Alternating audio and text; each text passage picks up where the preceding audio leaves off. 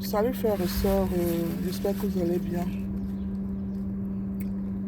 Le message aujourd'hui c'est, je sais pas, je voulais un peu parler de spiritualité encore avec vous parce que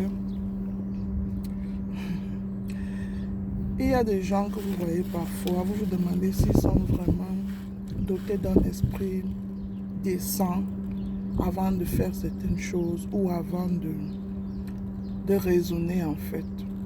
Mais il y a des choses aussi que je voulais vous dire que quand vous remarquez des gens qui ont des raisonnements qui n'ont pas de sens en fait. Quand je dis sens, c'est que chacun peut avoir son opinion, mais il y a des raisonnements quand vous regardez, vous demandez que celui-ci ne croit pas en Dieu, celui qui ne croit pas qu'il y a un Dieu suprême, ou celui-ci se prend pour je ne sais quoi.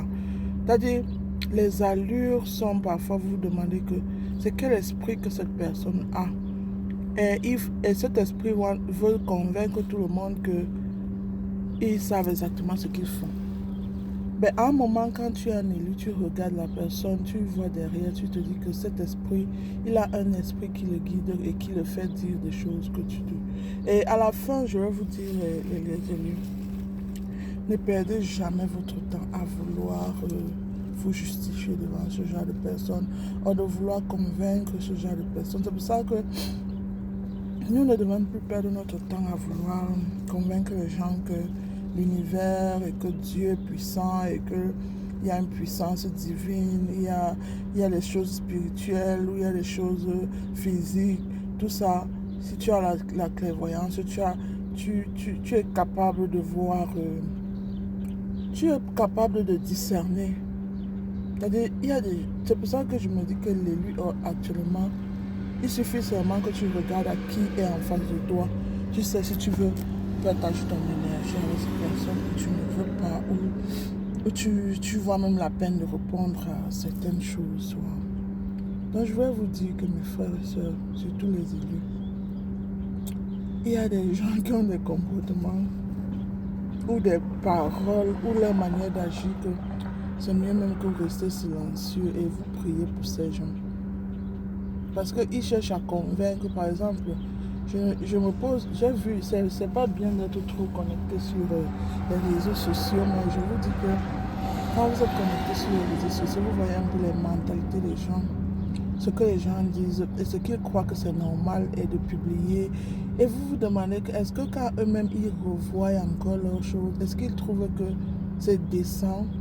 Est-ce qu'ils trouvent que c'est normal pour la société ou pour les petits enfants qui grandissent de publier certaines choses ou un peu? Mais vous comprenez après quand vous voyez derrière eux que ils sont seulement ils sont possédés par des esprits qui ne savent même plus ce qu'ils font. Ils sont perdus en fait. Par exemple, si quelqu'un vient, je ne sais pas, j'ai vu un document aujourd'hui où un monsieur carrément, je ne sais pas si c'est normal, quelqu'un qui essaie de se justifier en disant que c'est normal pour lui d'avoir des relations avec ses enfants, relations intimes avec ses filles, et qu'il le fait parce que. Et tu te poses la question, est-ce qu'il est normal? C'est-à-dire ton propre enfant, tu as des relations avec, et tu veux justifier ça devant les gens.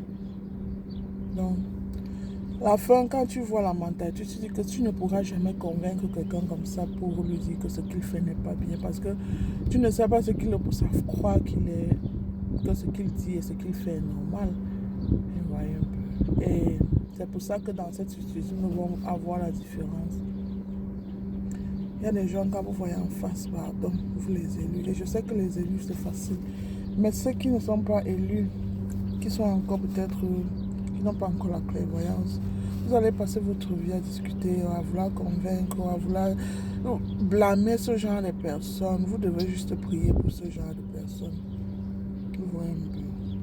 Mais dans le respect, parce que Dieu nous demande de toujours respecter l'être humain sans vouloir lui faire du mal. Mais quand vous ne pouvez même pas chercher à donner, même à parler, à converser avec ce genre de personnes, vous les laissez carrément partir.